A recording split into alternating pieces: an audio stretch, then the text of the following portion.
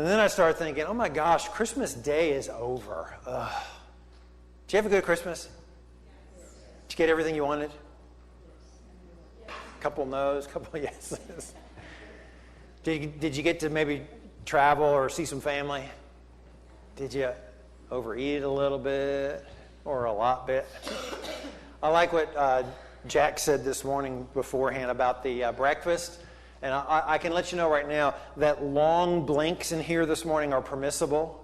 But, those, because oh my gosh, that was a good breakfast. So thank you everybody who helped put that together. So I love Christmas. In case you can't tell, Suzanne and I just absolutely love the lights and the decorations and the presents. We love all the special ceremonies, all the Advent services. We love Christmas Eve service. Oh my gosh, it's just so special. And so on behalf of Christmas, I'm here to tell you that Christmas really is not over. I know, thank you. Somebody actually knows. Believe it or not, in case you don't know this, Christmas really is not over. Because Christmas, unlike what the world believes and celebrates as one day, Christmas is a 12-day season known as Christmastide. It really is. If you don't believe me, Google it. Not now, but you can do it later. And it runs from December 25th to January 5th, which means that today, technically, is the 5th day of Christmas. So Merry Christmas! Merry Christmas. Woo! I know. So wait a minute, 5th day of Christmas. How's that go? On the 5th day of Christmas, my true love gave to me, everybody, 5 golden rings. What else? 4 calling birds, 3 French hens, 2 turtle doves, and a partridge in a pear tree. Exactly. Okay. I do want you to know, Kathy was taking notes. So if you get a phone call to join the choir, now you know why. So just FYI.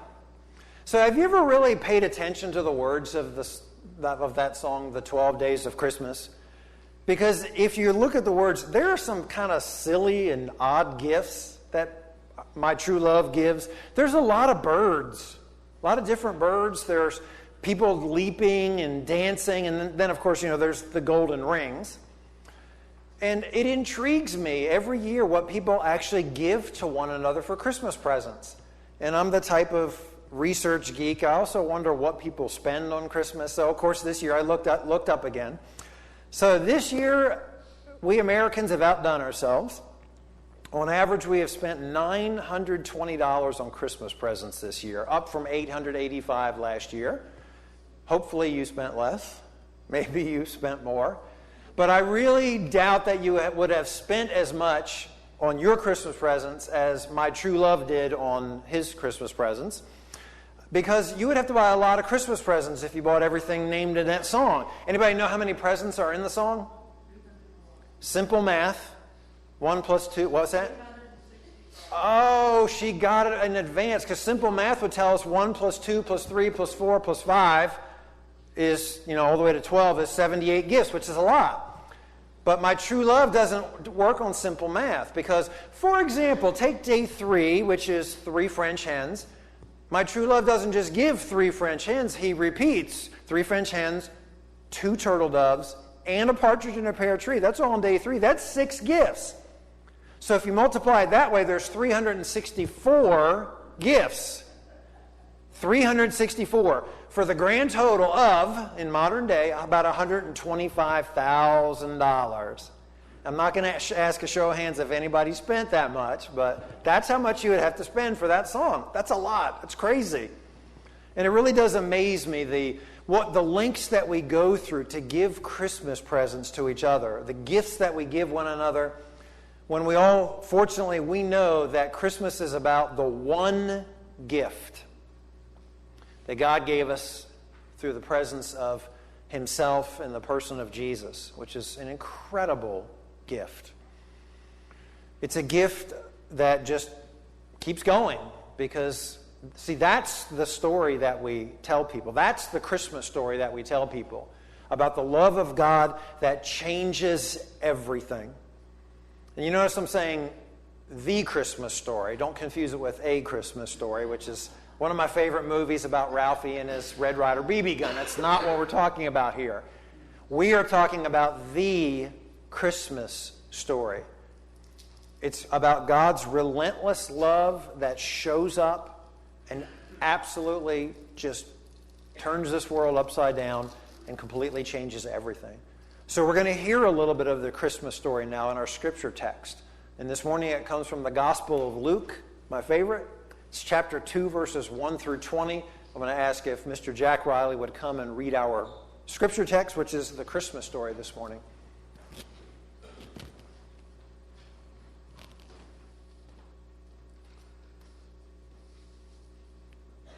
The start of our greatest gift in Luke chapter 2, verses 1 through 20. In those days, Caesar Augustus declared that everyone throughout the empire should be enrolled in the tax list. The first enrollment occurred when Quirinius governed Syria. Everyone went to their own cities to be enrolled. Since Joseph belonged to David's house and family line, he went up from the city of Nazareth in Galilee to David's city called Bethlehem in Judea. He went to be enrolled together with Mary, who was promised to him in marriage and who was pregnant. While they were there, the time came for Mary to have her baby. She gave birth to her firstborn child, a son, wrapped him snugly and laid him in a manger, because there was no place for them in the guest room. Nearby, shepherds were living in the fields, guarding their sheep at night. The Lord's angel stood before them. The Lord's glory shone around them, and they were terrified. The angel said, "Don't be afraid. Look, I bring good news to you, wonderful, joyous news for all people. Your Savior is born today in David's city. He is Christ the Lord. This is a sign for you. You will find a newborn baby wrapped snugly and lying in a manger." Suddenly, a great assembly of the heavenly forces was with the angel, praising God. They said, "Glory to God in heaven, and on earth peace among those he favors." When the angels returned to heaven, the shepherds said to each other, "Let's go right now to Bethlehem and see what's happened. Let's confirm what the Lord has revealed to us." They went quickly and found Mary and Joseph and the baby lying in the manger. When they saw this, they reported what they had been told about this child. Everyone who heard it was amazed at what the shepherds told them. Mary committed these things to memory and considered them carefully. The shepherds returned home, glorifying and praising God for all they had heard and seen. Everything happened just as they had been told. The word of God for the people of God.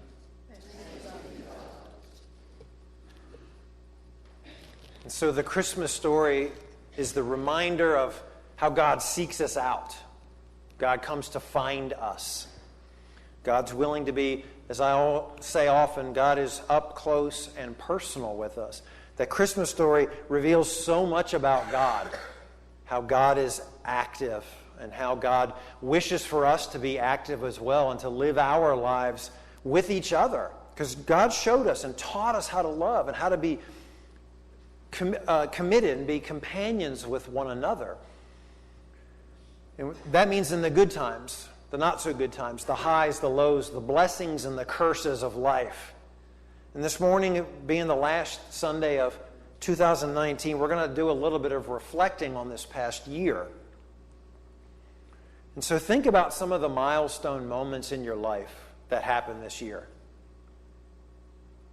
Did any of them surprise you? Did any of them move you? Shake you? challenge you, change you? Did any of them scare you? Well, this morning we have a group of people who are going to present some of their reflections this morning, because earlier this year, a group from Carolina Cross Connection and Summit went to Honduras on a mission trip, and to present their story and kind of tell their story about what they experienced, I'm going to ask if Meredith and Diane and her group of folks would come up, and they're going to share a little bit of some of their reflections of some of the things that moved them and challenged them and shook them and hopefully even scared them a little bit.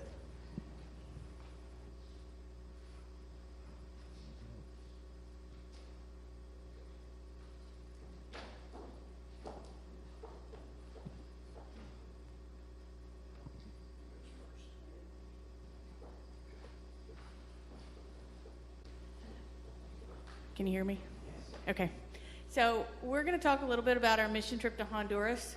We had such a great time. It was such a rewarding experience, but we were definitely challenged, and there were moments when we were scared, and probably not at times that you would expect. We're going to tell you about those too. We have lots and lots of pictures. We are not going to show you all of them because they're way more meaningful to us probably than they are to you. But if this is interesting to you, then please come find us, because we would love to tell you more about it. But we left. Okay. So we went to Honduras, Summit Student Ministries group. A lot of y'all know about who that is, but it's the group that meets here on Sunday nights, and we're a group of 10 churches from Mitchell, Avery, and Yancey County. And we took 22 participants. 12 of those were adults and 10 were youth. And we went to Honduras on the 24th of June, is that right? And came back on July 1st. We had to do a lot of preparation for going. Like, Carolina Cross Connection is super organized, and they made you do 3 classes before, and we learned a lot about, like, the people of Honduras and the places that we'd be going. But I'm not sure that anything could prepare us for what we were going to see down there. I mean, they tried really hard, and they did a great job. But I will tell you that at our last class, there were 4 people in our group that were very strongly considering backing out. Like, if you do any research on Honduras or if you watch the news, it seems like it's a pretty scary place. And I'm sure that there are places in Honduras that are, but I can honestly say that while we were there, I never felt, I wasn't fearful for my life. Other than at the waterfall, and I'll tell you about that later, but that doesn't have anything to do with the situation there. There were a couple times where we got, like, our vehicles got stopped traveling from place to place, and I won't say I was scared, but a couple times our bus drivers just kind of, like, waved their hand and went on through while these people were standing there with guns, which was a little bit unnerving, but I wasn't fearful at all. So this is where we stayed. We flew into San Pedro Sula, which is in the northern part of Honduras, and we stayed in Camp Jerusalem, which honestly, it was really nice. It was a lot nicer than I was expecting. I'd been to Honduras before. We actually had bunk beds, and we had showers. They were cold, really, really, really cold. But we had showers, and so I don't know if you can see, but the gate is where you enter. So we were in a gated, like, locked area. And then this is looking down the road. The place that you see right there with the copper top, that's where we ate. That's where we had all of our meals. And then the boys' dorm was to the right of that, and you are actually looking down towards the eating area from where the girls stayed. It was a beautiful place, and we spent a lot of time exploring. The 4 of us actually took a hike on day 2, and we ran into some random cows, and there were, lots of pretty places and lots of beautiful things to explore. So they divided us into 2 groups because there were so many of us, and we went to 4 different places. And Emery and Sadie and I were in the same group. So Diane is going to tell you about the first 2 places that we went, and then the girls are going to each tell you about a place, and then I'm going to wrap up. But these are the places that we went. I was really sad that I didn't get to go to the first place. It was, Diane's going to talk about it, but it was a center for children with Down syndrome, and they were doing some pretty amazing things. So I'm going to pass it off to Diane. Okay, I'll just jump right into the center. Integrar with it was more like a day school, and they had 2 sessions, one for the smaller children and then one for the older children. And then those kids went home. So that wasn't actually a home that the children lived in. But one of the first things, if you'll look at the picture with the blue and the green wooden structures, it's a desk.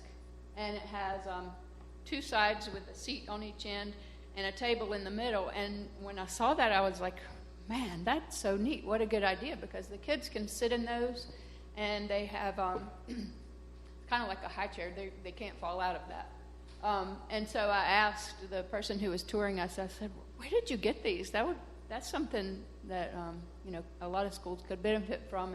And she said, oh, our gym teacher, our shop teacher made them. So I was like, wow, I just thought it was really neat that he thought of that. And so I found out the shop teacher was a whole lot more than just the shop teacher. His name is Jose, and he's in this first picture.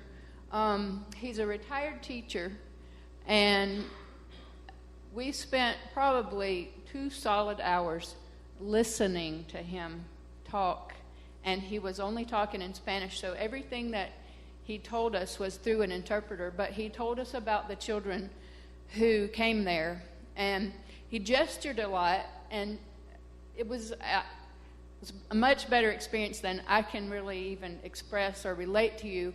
But I think part of it was that we couldn't understand what he was saying, but you could understand his heart and the feeling that he spoke with. One of the things he told us was about a young boy who came there as a student, and when he first came, he just walked around with his hands in his pockets. And one of the things they do there is so he's the shop teacher, he's the gym teacher, he's kind of the everything there. And so this boy, he just kept his hands in his pockets the whole time. And whenever they go through their gym routine, which I think is on another slide, but actually you could go to that, Bruce. Oh, so they have a gym, and in the middle of the gym they had this huge trampoline with a net, but they also, around the perimeter of the gym, he sets up an obstacle course, and there's lots of different things that are good for the kids with Down syndrome to do. And every time they perform a task, whether it be the balance board or walking through a ladder, stepping on the edges of a ladder, hopping through hula hoops, everybody claps for them, and they give high fives. And this one boy would never take his hands out of his pocket, and we were like, well, why did he not? And Jose was telling us about him, and he pulled his hands out of his pockets, and he said he had no hands. So that was just a way that student really couldn't fully participate. And the clapping and the high-fiving was really important to them because they celebrate every little accomplishment. So what Jose did, after kind of observing for a while, he told everybody there, all of the students and the adults, no more clapping. Instead of clapping, we're going to do this. So, at first, of course, the boy with no hands, he wouldn't even participate in that. He still would keep his hands in his pockets. But, he saw eventually that everybody was doing this, and that was something he could do too. So all the kids started doing that instead of clapping. And eventually, he got to where he would clap. He would take his arms, out of his pocket, and he would do the clapping motion too. So everybody went back to clapping. He even went to doing high fives. So, but the way that Jose just watched the kids and saw like what they needed, it was amazing. And I wrote in my journal, I think he was the one I wrote the most about, that I learned more from watching and listening to him than all the classes and all the schooling I went to. And he was really amazing.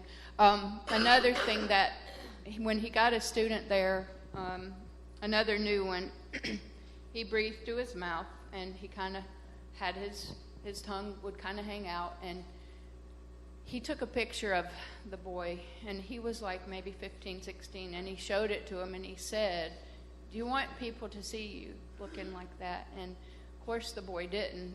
So he taught him, he realized that like the boy had never been in his like infancy, I guess, he had never really developed the knowledge or the muscles or whatever it is we need to breathe through our nose. He just never had learned to do that. So he got a straw, and at first he couldn't even breathe with the straw, the boy, but he learned to, slowly, like one process at a time, breathe in his mouth and then out through his nose. And anyway, he learned to keep his mouth closed, and he had a picture of him, and it was just with his mouth closed, something that we just think, we just really take for granted.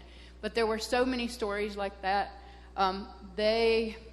At this home, if you can see in the upper right-hand corner, that was in the younger classes, and they had the kids all laying down on a mat, and they would take the one kid on the end and have them roll across the top of everybody. I mean, a lot of these kids were some of them were in wheelchairs, so it's just to gain muscle and, learn to use their bodies. But they would roll across the top, and when they got to the end, everybody would clap for them, and then the next one would roll.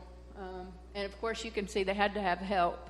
But that was really an amazing day. They made little wooden puzzles and sold them as just something to raise money. And there's a lot of pictures. Okay, I have to apologize to Meredith because I had 777 pictures on my flash drive from there, and those were just the ones on the camera, not on my phone.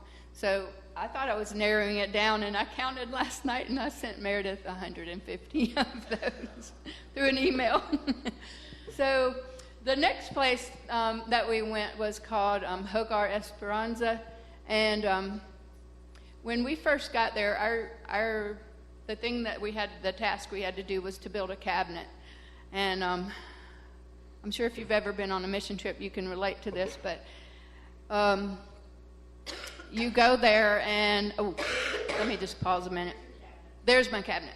So there were a few pictures of us women working on the cabinet too, but you know how guys are with their power tools, so they kind of took over. And there was only one. So you get there and, it's a little frustrating because you don't have the tools that you need. I think we had to wait 2 hours for hinges. But something that Carolina Cross Connection really drilled into us is that we were there. Yes, there were some tasks and some jobs for us to do, but the main thing we were there for was just to be there with the students and the children. So we did a lot of being there. But so we played with the kids. In these pictures, the older children so this was a children's home, and the older kids were in school, which was just walking distance. It was kind of basically right behind the home. So they were in school, and we played with these. And if you look at the boy on the upper left-hand corner, he was all dressed up because he was going to meet a family that hopefully was going to adopt him. So I took some pictures of him. The little boy in the red hat, he didn't say a lot, but the very first day that we went there, I had some leather work gloves, and he wanted to try them on. So he tried them on, and needless to say, I never saw them again. So he was just so excited to have gloves on his hand, and he walked around like it was the greatest thing in the world. Then in the upper right hand and the lower right hand, the picture of the little girl, she was just very friendly, cheerful, happy. And she had some teeth missing, which should have given me a clue. She looked like she was maybe 3 or 4. She was 7. And that was the case with all of the kids there. They were malnourished, or they had been, so I guess their growth was stunted. They looked much younger than they were. But, I thought when I first saw her, oh, okay, so she's not quite kindergarten age, so that's why she's not at school with the others. But, no, she was a lot younger than she looked. I mean, a lot older than she looked. I don't know if I have any more. Okay. Did Sadie know? Okay. Real quick, I wanted to tell about on the way. I wrote in my journal, and this one time I actually wrote, while we were driving, the roads there. I put in here that the infamous Audubon has nothing on these roads except for maybe smoothness. So even the new roads, the newly paved roads, were very, they were bumpy. There was occasionally a yellow line in the middle. Sometimes it was dotted, and sometimes it was solid, and I don't know why, because it didn't make any difference. Motorcycles would just weave in and out, and it was like there was no shoulder to the road, so there was this dry dirt patch in the middle. In some places they had a dry dirt patch when there was a middle, and then there was just dirt on the side. And people rode bikes, they walked, it was like they didn't even consider the cars that were there, sometimes going 55, sometimes going 20. But there were several times that this was some of the scary times for me, that we were so close because people just walked right on the shoulder or right in the middle that I knew our mirrors were going to smack somebody in the face. And I would go, and then I would see the driver of the van. He was awesome too. Jose just glance at me in the mirror like, you don't trust me? You don't trust my driving? But there were lots of times when I thought we were just going to hit somebody. And luckily we didn't, but the roads it was scary. And the rule seemed to be, I was trying to figure it out as I was driving, the larger vehicle had the right of way. Didn't matter. Because there were a few times when we actually played chicken, and I was like, oh God, we're gonna wreck here, but we made it safely. And I don't know how sometimes, but I know God was with us definitely. But I did learn by the end of it to not do that, because I didn't want him taking his eyes off the road to glare at me in the rear view. So, Emery? Okay, so I'm talking about Amore Vita, and this was a place we went, and the kids here were all HIV positive. And the youngest one there are the 2 little girls. Can you go back one? Yeah. Or the 2 little girls in the white there and there. And the one on the far right, she was also blind and deaf.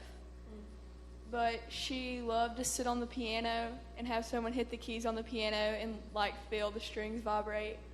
The lady in the left in the white sitting down, she was the caregiver at the home. Her name was Maria, and she was awesome. She told us about how she taught the kids to pray and things like that.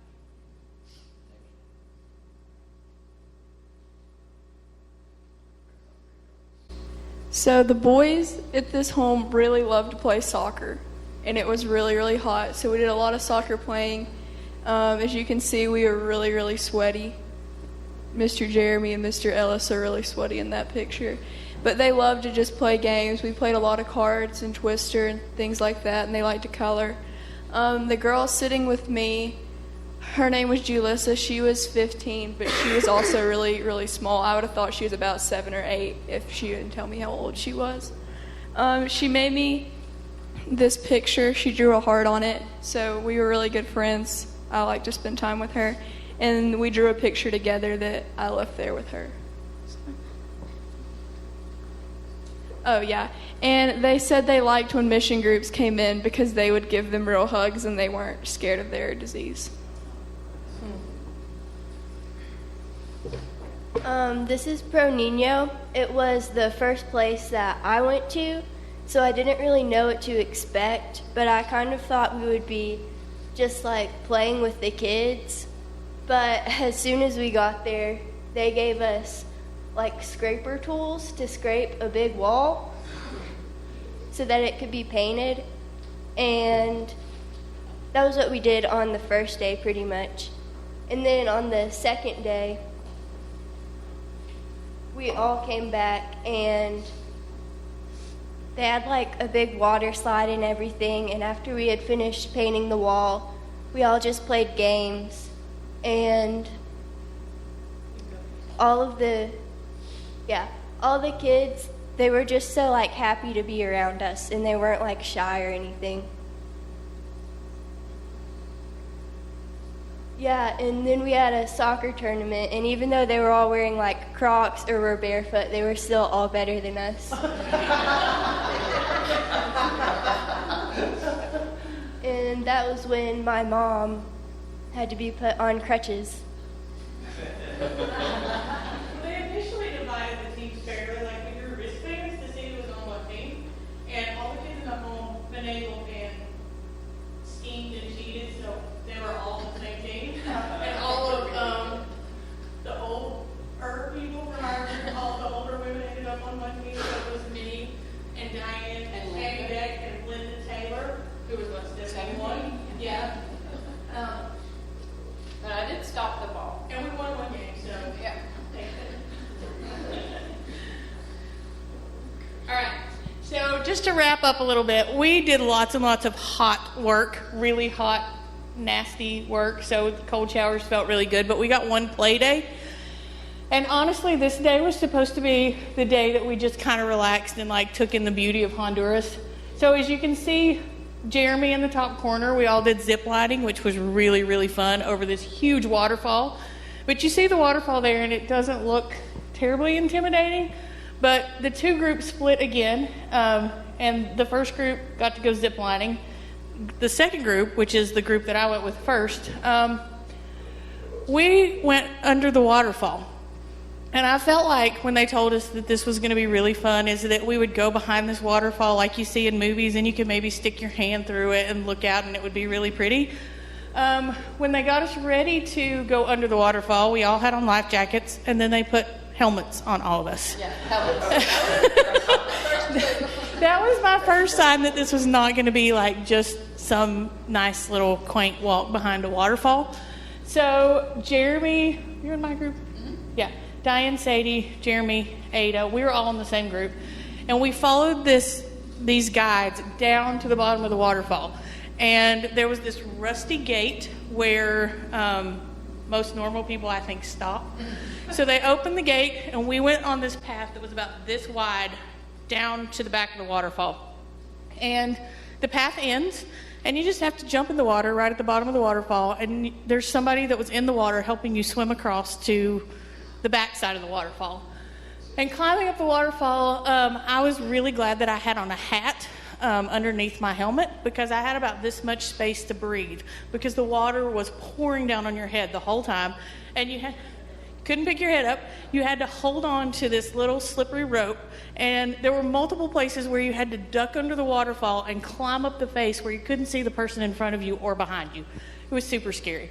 And then you would duck into these little crevices where only one or two people at a time could fit. So you could duck into the crevice, breathe, and then you had to follow the rope back out. So I'm going to tell you that honestly, the scariest moment of my life is seeing my child who was in front of me disappear into the water, and nothing but water pouring down on my head. So Jeremy Troxler and I are really good friends. A lot of you know that. I have seen the look of concern on Jeremy's face, like normally when Duke and Carolina are playing basketball. But at one point, about halfway up, Jeremy looked at me and I saw fear in his eyes, like we were scared. And we had this little moment where we decided that Greg and Margaret would not be proud of us for bringing our children. And I looked at Emery and I said, we can go back if you want to. And she's like, no, this is awesome. So we journeyed on to the top of the waterfall. But honestly, that was probably the most scared I have ever been in my life. And we also had to wear life jackets. So I remember thinking, we're just hiking down a waterfall. What do we need helmets and life jackets? So once we made it back down, they offered us a jump off this huge cliff into the bottom of the waterfall. And Emery, of course, was like, yeah, let's do it. When are we going to have time to do this again? So we all jumped into the water one last time, which was like exhilarating and scary and kind of a celebration that we had survived. So let's just, take one more chance. But honestly, it was one of the greatest experiences that I have ever had. My phone did not work the whole time, even though I had bought the international package, and I think that was probably God's way of telling me, you need to put that thing down. I did take pictures with it, but we were really not able to communicate with anybody other than who we were there with.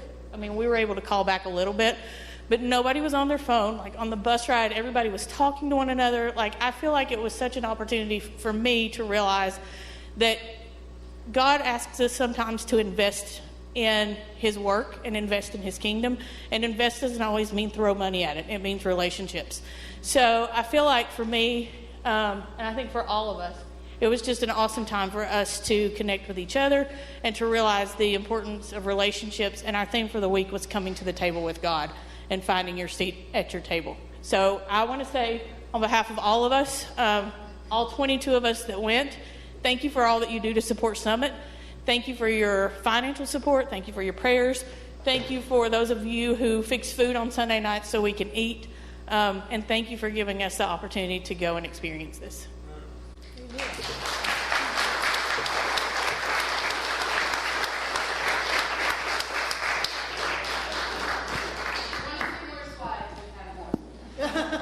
Just a few pictures. Yeah. Just a few. Thank you, guys. That was awesome. So you hear me say a lot of times, I like to hear stories. I like to hear people's stories. Because the best way to get to know somebody, really know them, not just know about them, is to know their story. And so this morning, we heard some great stories about the folks, not just in Honduras, but about our own folks, about our own people from here. I don't know if you heard, but you heard their heart and their concerns. And you heard their desire to make a difference in this world and change things. And you also heard their willingness to step out of their comfort zones. And I think I can promise you that if you ever walk in and if you ever see a box of helmets before service, just run. Hopefully that won't happen. But what we really heard most of all out of all this, and I really hope that you heard it, what we learned from what they did, they told the Christmas story in June in a tropical area. They told the story of God's up close and personal love. And you heard how they responded when the kids said, we love when outside groups come because you're not scared of us. To me, that's where Jesus would hang out, is where love is needed the most. So I'm going to ask you for 2020, I'm going to ask you a question to ponder, since we're very close. How do you think you can tell the Christmas story next year? In what ways do you think God is maybe tapping you on the shoulder or telling you to put a helmet on to tell the Christmas story next year? Now, you could go on a mission trip. There's lots of countries around the world that need to hear the story of God's up close and personal love. But you don't have to travel all around the world. You can just go right here in our communities and run across people that need to hear the story of God's love and mercy, and just literally the willingness to say, I'm with you. I'll just sit with you if that's I'll just be your friend. Because sometimes that's what it takes. So you heard how they probably especially the parents, stepped out of their comfort zones. So I'm going to ask you this. I'm not even going to ask you to step out of your comfort zone for next year. But I am going to ask you this. Will you let God expand your comfort zone next year a little bit? To maybe do things that might challenge you, or move you, or shake you, or maybe even scare you a little bit, just so that one person can hear that Christmas story.